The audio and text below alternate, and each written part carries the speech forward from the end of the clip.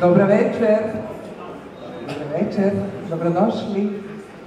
Gužva je u gradu, ali nadamo se da je većina nas ovdje, a oni koji malo kasne stižu, mi ćemo početi.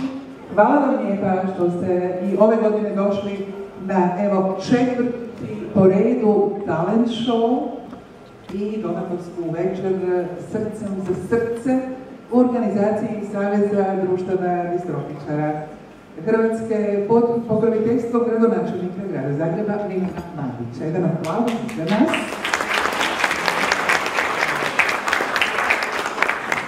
Ja sam Sonja i imam čast voditi vas i ove večeri kao i prošle godine ovom prekrasnom manifestacijom u kojoj će osobe sa mišićnom distrofijom pokazati svoje talente. I to kroz glazbu, poeziju, prozu, glumu, dizajn, grafiku i slikarstvo. Tradicionalno ćemo modnom revijom predstaviti članice Foruma mladih saveza društava distrofije Hrvatske. Eto, drago nam je što ste se i vi još jednom odazvali ovom fantastičnom skupu i pružili potporu radu Saveza društava distrofičara u ovoj prilici radi kupovine dizalice koje unapređuju kvalitetu življenja oboljelih i olakšavaju rad osobnim asistentima, obiteljima i ostalim pomagačima. I sad molim jedan aplauz za asistente i pomagače.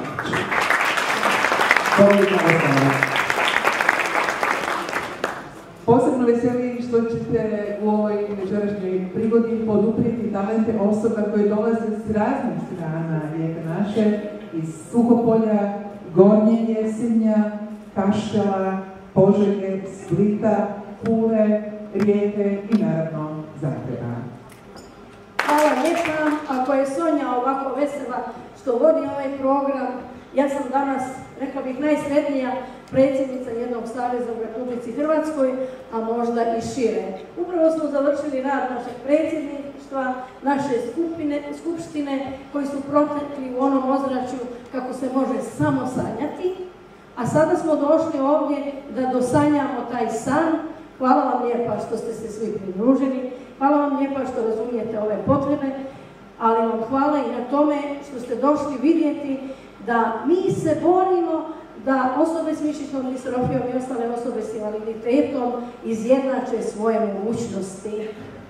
A večeras ćete vidjeti da one imaju jednake mogućnosti, samo da još uvijek nismo srušili barijere u našim glavama i smatramo one koje drugačije hodaju, koji drugačije govore, koji drugačije izgledaju, da je to nešto što je različito, da je to nešto što je manje vrijedno, ali vidjet ćete koliko talenta se krije u ovim predivnim djevojkama, u ovom našem pjevaču koji će nas večeras malo zapaliti, u djevojci čije ćete slike vidjeti, a slika u ustima i ne može se uopće pokrenuti, u djevojkama koje će izgovoriti nešto što možda i za nečije uši ovdje neće biti baš tako zgodno, a govori se o ženi kao biću koja je u svakom trenutku na neki način izložena nasilju daleko više nego muškarci.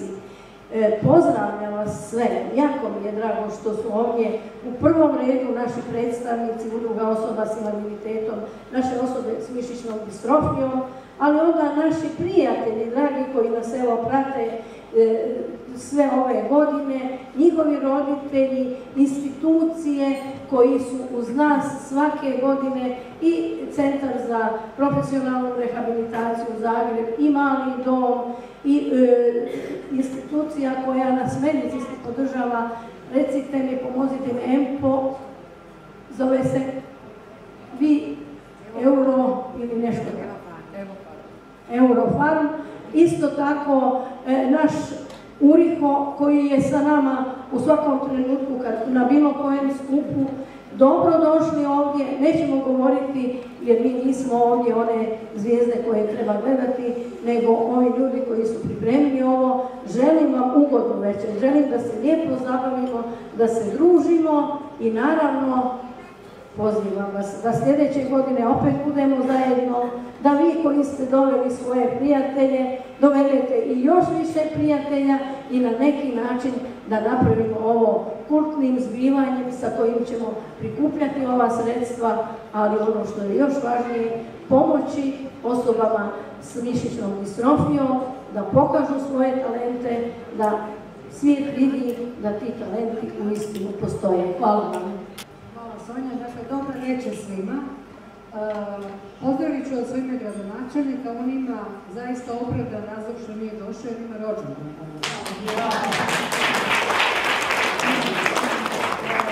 Meni je pripala čast, iako mi je žao što neću dugo biti, da vas sve pozdravim u njegovo ime, u njegovih suradnika, prije svega ureda iz kojeg ja dolazim, Ured za socijalnu zaštitu i osobe s invaliditetom, pročelnica, evo tu je jedan kolega sa mnom koji će ostati. Dakle, mi smo ti koji smo nekakva veza između gradonačelnika i vas, a vama ne treba veza. Imamo tu Nikolu Maloga kojeg nisam dugo vidjela i sad sam evo sretna da ga vidim. Puno prijatelja i kolega i ja samo mogu reći srce je mišić. Dakle, to je meni najljepša i najbolja istina i ja mislim da vi samo s tim trebate ići, srce je mišić.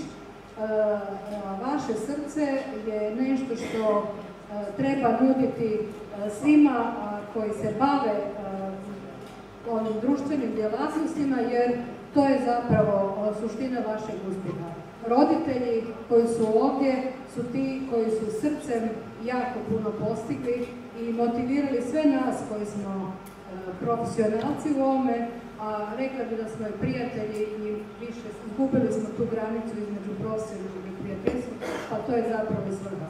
Dakle, ja želim da danas uživamo svi skupa, vi ćete malo duže od mene, ali sigurna sam da umjetnici koji budu večeras pokazali sve što mogu, da će nas jako razdaliti i nemojte baš svu vodu popiti i nešto valjda i vi imate. Evo, lijepo vas pozdravljam i uživajte. Dobro večer, ja vas najsrdačnije pozdravljam. Najprije u ime ravnatelja ustanove URIHO, gospodina Bržajića, koji nije mogao biti ovdje, ali kasnije postoji mogućnost da se i pridruže. Naravno, onda i u svoje osobno ime, meni je izuzetna čast da sam večeras opet ovdje, ne znam koja je to godina po redu, obzirom da naša predsjednica ne dozvoljava da se ovdje ne bude, tako da ja uvijek nastojim svoje obaveze nekako raditi i biti ovdje s vama. Ja vjerujem da će se novac prikupiti i moram vam reći da ste vi natjerali i mene na razmišljanje, vaša udruga i vaš savez, na to da bi bilo dobro da se takve dizalice stave u pravilnik o ortopedskim pomagalima kako bi one najteže osobe s invaliditetom mogle dobiti. Malo prerano ste pljeskali, još nisam rekla. Malo se je šalim. Dakle, ja sam pokrenula postupak da se dizalica stavi u pravilnik. Postupak malo duže traje, ali ja vjerujem da kroz neki, neću reći mjesec, ali kroz godinu dana to bi moglo biti realizirano. Evo, ja vjerujem, ako budem trebala, tražit ću vašu pomoć i ja vjerujem da je Marica ta koja će dati sve podatke o članovima vaše udruge i vašeg saveza, ukoliko je trebalo, da doista postignemo to da svako može, kome je potrebno, dobiti dizalicu. O talentima koji ćemo vidjeti večeras, ja bih mogla samo reći, drago mi da ću vidjeti i čuti po ne znam koji put.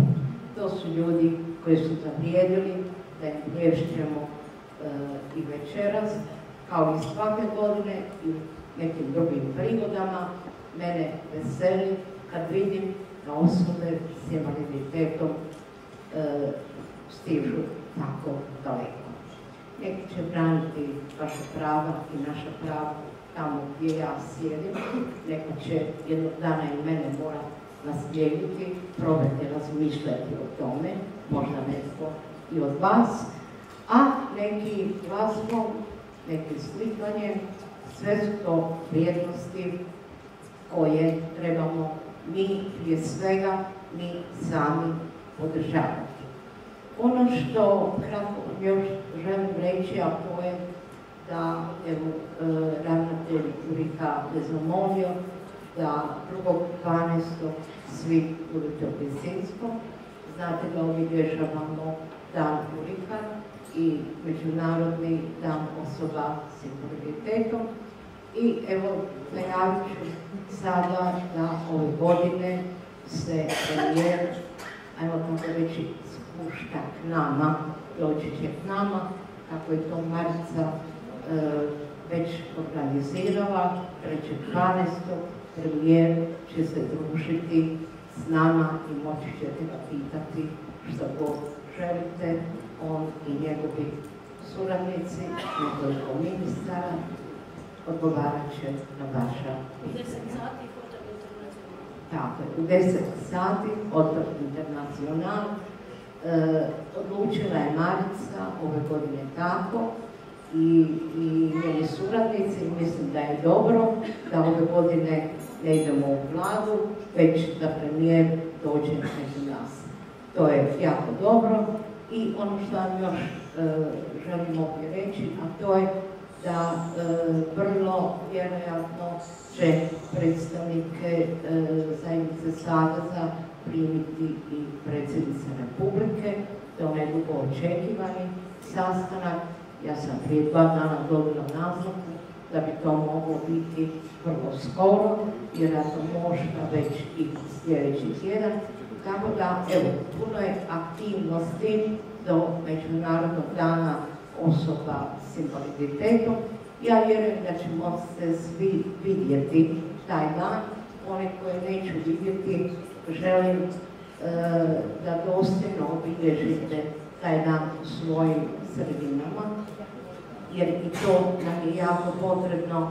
Nije bitno da samo mi u Zagrebu govorimo, ukazujemo, nego i vi u svojim lokalnim zajednicama, a one koje neću vidjeti do kraja ove godine, želim svima, posebno njima, sretan Božić i uspješnu sljedeću narednu godinu u kojoj ćemo imati jako puno. Očekujem da ćete svi biti tu, da zajedno učinimo puno. Ja vjerujem puno, za nas će to biti puno. Hrvatska od 1. siječnja predsjeda Europskom unijom, bit će puno posla i za nas. Budite na to pripravni, bit ćete pozivani, organizirat će se i konferencije, dakle osobe s invaliditetom bit će u fokusu i ove vlade kao što su bile i do sada još i dodatno, tako da vjerujem da smo svi na to spremni. Sa slikama Marije Kristine Božičević. Marija je iz Rijeke, završila je srednju školu grafičkog tehničara u Zagrebu u Centru za odgoj i obrazovanje Dubrava. Od rođenja boluje od artrotipoze, te je u potpunosti nepokretna. Piše i crta te se služi osobnim računalom pomoću ustiju. Pogledajte koje ljubote uspjela napraviti. Pomoću ustiju. Slikarstvom se susrela još kao dijete, a najviše voli slikati još jedno. A najviše voli slikati mrtvu prirodu i motive raznog cvijeća. Omiljene tehnike su joj akvarel, tempera i akril na platno. Od 2006. godine stipendistica je Međunarodne udruge umjetnika koje slikaju ustima i novima. Njezini radovi predstavljeni su na raznim izložbama i na raznim manifestacijama u državi. Velikim pljeskom pozdravimo radni opus Marije Kristine Stela Vranjić. Stela Vranjić. Od rođenja boluje od spinalne mišićne atrofije. Djetinjstvo i veliki dio svoje mladosti do 21. godine živjela je obitelju u Vinkovcima, gdje je završila osnovnu školu i opću gimnaziju. Nakon toga obitelj seli u Zagreb, gdje je Stela kao osoba s invaliditetom ima veće mogućnosti, naravno, za ostvarivanje i vođenje aktivnijeg i izmjenijeg društvenog života. Zabavlja i gledanje melodramatičnih serija, beskonačno lutanje web shopovima.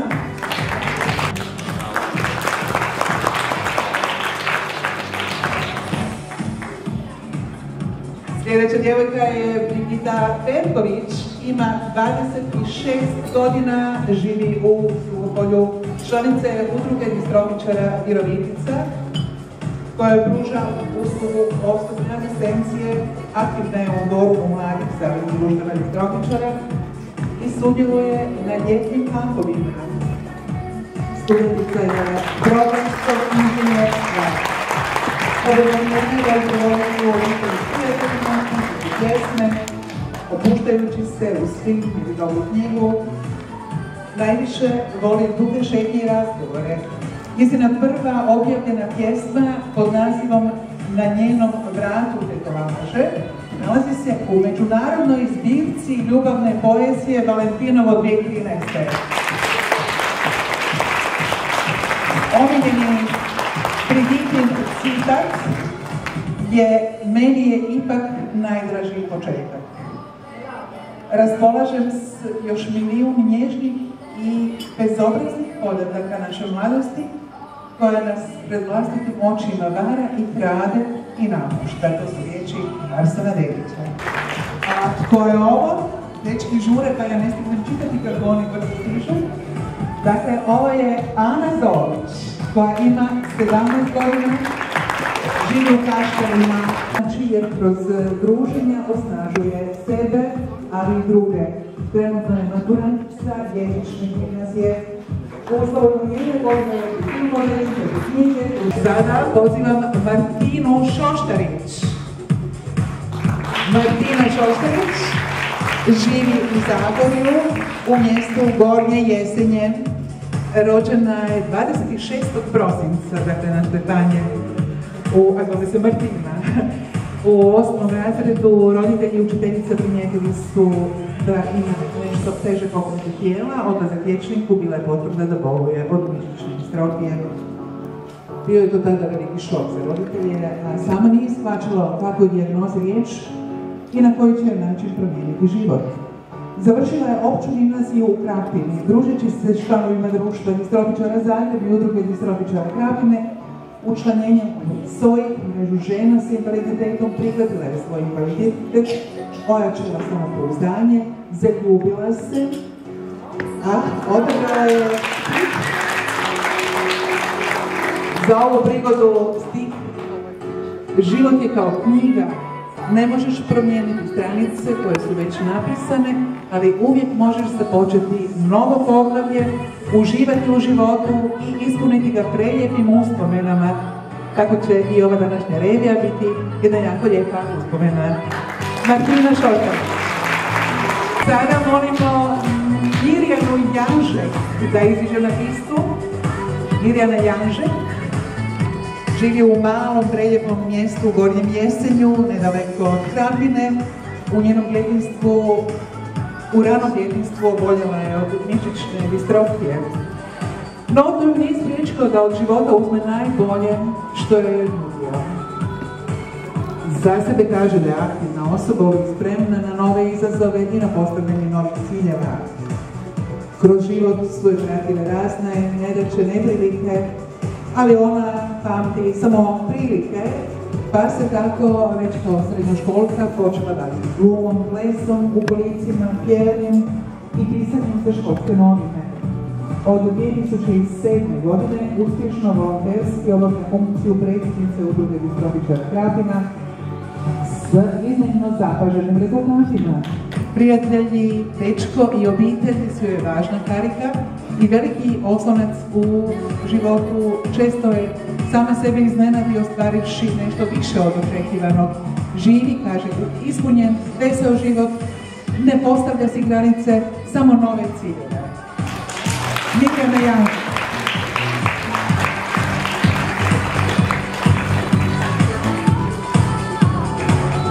Nama je večeras prvi puta Helena Čiško. Helena Čiško Ima 12 godina, živi u Placku. To je malo mjesto pokraj grada Pleternice. Ide u 5. razred osnovne škole Frakaja Ačića u Pleternici. Voli biti kreativna, voli ilustrirati. San joj je jednoga dana otići u Pariz. I to ćemo sigurno se dostaviti. Najdraža životinja joj je mačka. Voli prirodu, knjige, putovanja, također voli druženje sa svojim prijateljima. U okviru foruma mladih Saveza društava distrofičara s kojima provodi vrijeme u Rovinju. U slobodno vrijeme se druži s prijateljicama, najdraži citat: joj je ništa nije nemoguće, za nemoguće treba samo malo više vremena.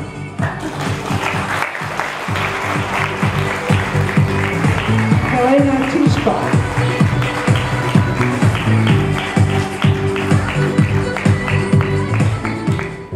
Sljedeća djevojka dolazi iz Pule, Melisa Osmanović. Melisa ima 26 godina, rođena je na sam Badnjak, dakle 24. uskoro će biti rođendan. Završila je srednju ekonomsku školu. Kako nam priznaje, jedna od njezinih najvećih strasti su putovanja. Do sada je puno putovala po Evropi i svijetu, pa kako bila i u Dubaju, i u Hong Kongu, i u Liverpoolu. Već 7 godina nosi naslov najbolje bočarice za osobe s invaliditetom u Hrvatskoj. Velika ljubav je španjolski jezik i latino glazba. Imamo kaj latino dalje. Aha, latino glazba, kaže, puno pomaže, kako sama kaže, odvede je u neki bolji svijet u kojem je sve dopušteno, a vrati ju još snažniju. Strastvena je ljubiteljica telenovela i jedan od najvećih snova joj je posjetiti Meksiko. Hoćemo. Ima položen vozački ispit, vozi svoj prvi automobil. Jedna od njezinih najvećih motivacijskih rečenica je: život nije ono što se događa, nego kako ti gledaš na ono što se događa. Ali ima jednu manu, priznaje. Mana, evo, to je rijetko priznanje, je nestrpljivost. Samo ti budi nestrpljiva. Melisa Osmanović. Prvi puta na Bodle reviji sudjeluje mlada Laura Begić. Laura Begić je učenica 7. razreda osnovne škole u Zagrebu. Aktivno se bavi glumom u Zagrebačkom kazalištu mladih. Sudjeluje u školskom debatnom klubu, pjeva u školskom zboru, te polazi dodatnu nastavu i s njoj 2 omiljena predmeta hrvatskog jezika i matematike.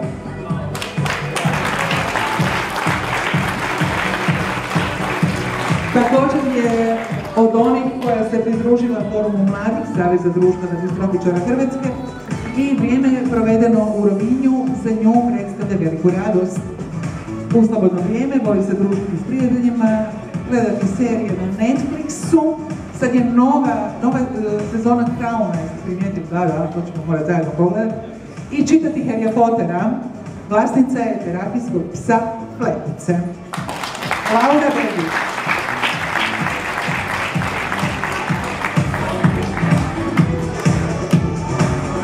S nama je Iva Rudnik. Iva Rudnik ima 20 godina, rođena u Zagrebu. Studentica je prve godine socijalnog rada sveučilišta u Zagrebu. U slobodno vrijeme voli čitati i bavi se svojim novootvorenim YouTube kanalom i Instagram profilom. Moj YouTube kanal nisam napisala da ćemo se raspitati, a sad vidim, to je pod nazivom Svijet pozitive. To je YouTube, tako, Svijet pozitive, podradit ćemo i u ruku. Glavna joj je motivacija pomoći ljudima, te u budućnosti želi raditi s mladima i djecom. Voli pisati. Jedan od omiljenih citata je: im vrijedi dići ćeš sam kada u ideale svoje počneš sumnjati. Iva Rukić.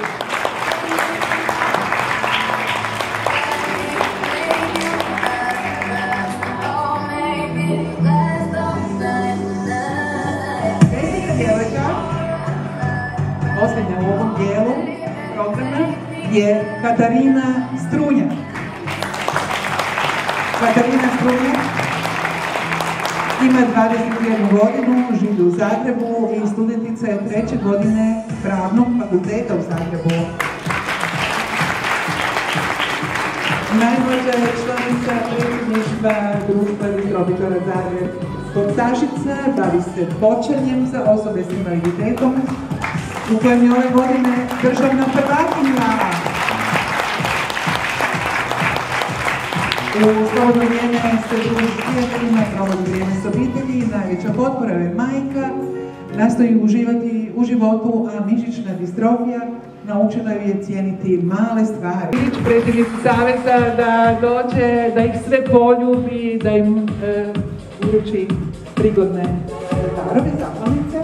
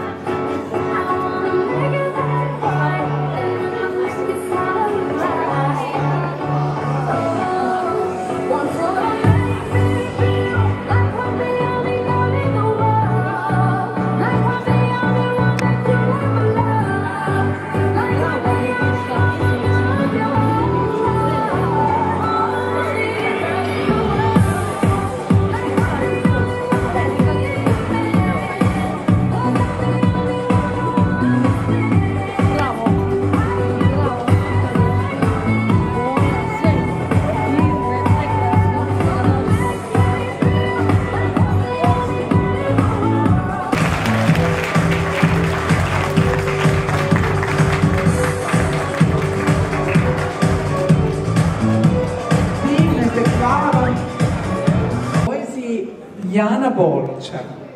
Jan Bolić je riječki pisac koji boluje od progresivne bolesti spinalne mišićne atrofije tipa 2. Zbog te bolesti ne može pomaknuti gotovo ni jedan dio tijela, no i dalje bez obzira na progresiju bolesti uspijeva pisati i to sa 2 prsta koja još uvijek može micati i s njima stvarati književna djela. Do sada je objavio 3 knjige. Zbirku poezije Trenuci 2016. Zbirku poezije i proznih zapisa Može biti lijepo 2017.